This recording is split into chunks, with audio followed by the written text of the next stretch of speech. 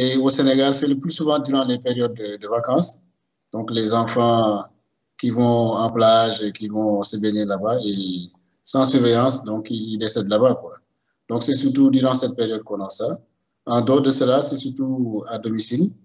Effectivement, soit c'est les enfants qui tombent sur des fosses septiques, ou bien dans les piscines, ou à la maison, les moments, les primipares, les primipares qui n'ont pas encore d'expérience, qui peuvent, par inadvertance, submerger leurs enfants, leurs nouveau-nés.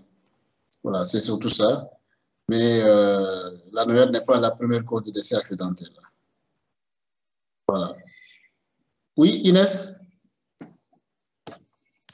Merci pour la présentation. Merci, professeur, pour la parole.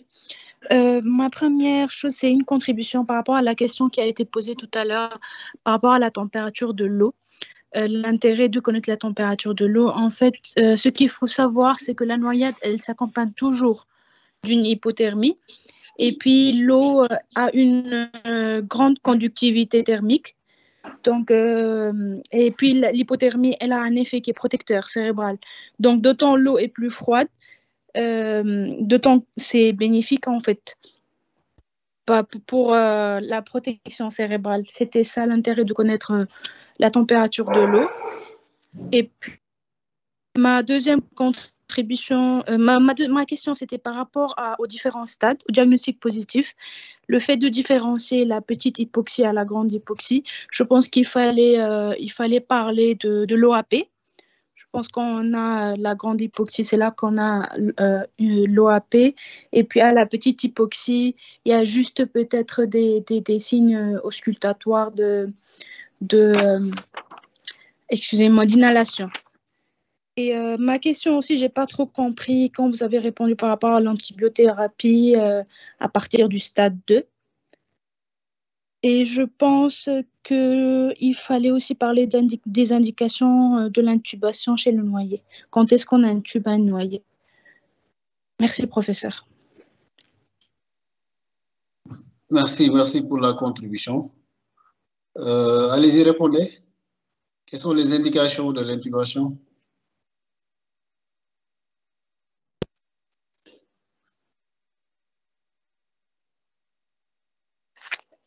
Merci pour la question.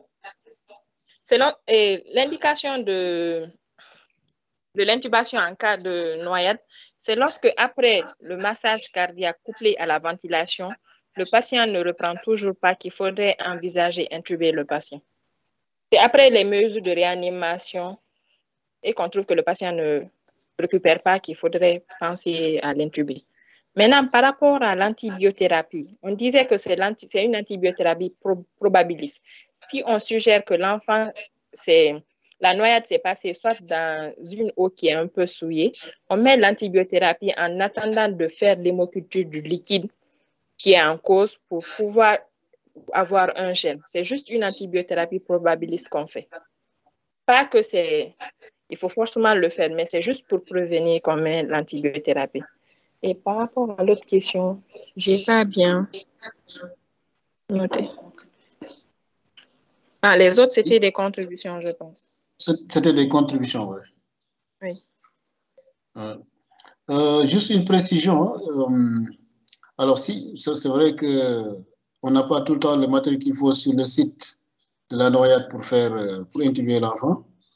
Mais si c'est vraiment une grande noyade avec OAP et tout, si on peut intuber l'enfant sur le site, il faut l'intuber. Il ne faut pas attendre qu'il reprenne, quoi. Il ne faut pas attendre qu'il reprenne.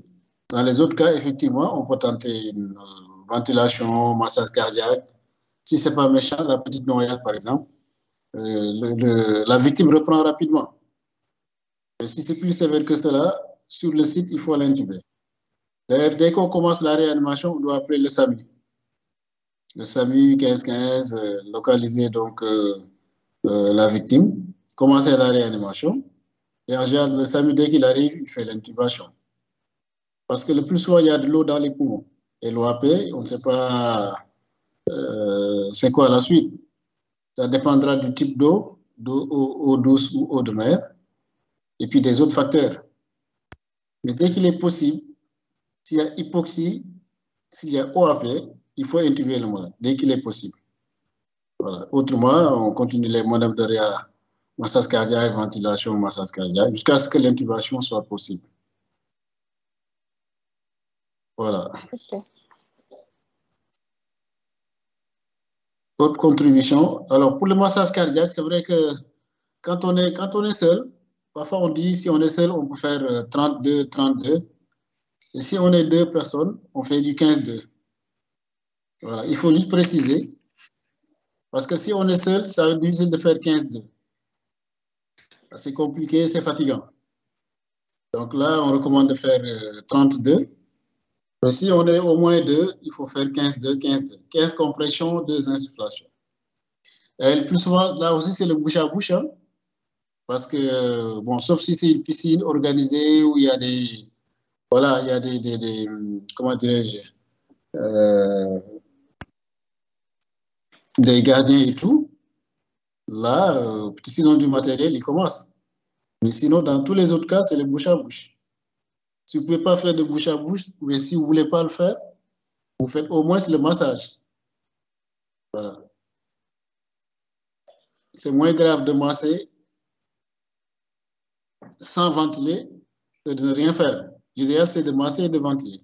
Si on ne peut pas ventiler parce qu'on n'a pas de matériel, ou bien on ne veut pas courir le risque d'être contaminé par une maladie haute, vous faites que du massage. Vous faites un bon massage et ça peut garder le patient en vie jusqu'à ce que le SMUR ou le SAMU arrive. Voilà. Alors, pour le pronostic, la survie en fonction du délai d'immersion, c'est bien, mais la survie dépend surtout des gestes qui sont réalisés sur le site. D'accord? Si c'est un patient qui a fait 3 minutes d'immersion ou bien 2 minutes, alors s'il n'est pas réalisé, si on le sort, on ne le réanime pas, il a le même risque que celui qui a fait 6 minutes. Hein? Vous voyez un peu. Donc, ce qui est important, c'est vraiment ce qu'on fait immédiatement lorsqu'on constate cette noyade-là. Il faut sortir la victime, enlever les habits et puis commencer rapidement le massage cardiaque. Massage cardiaque, ventilation, massage, ventilation, on appelle le SAMU ou bien le SMUR, voilà le temps qu'ils arrivent. C'est vraiment ça qui sauve les patients.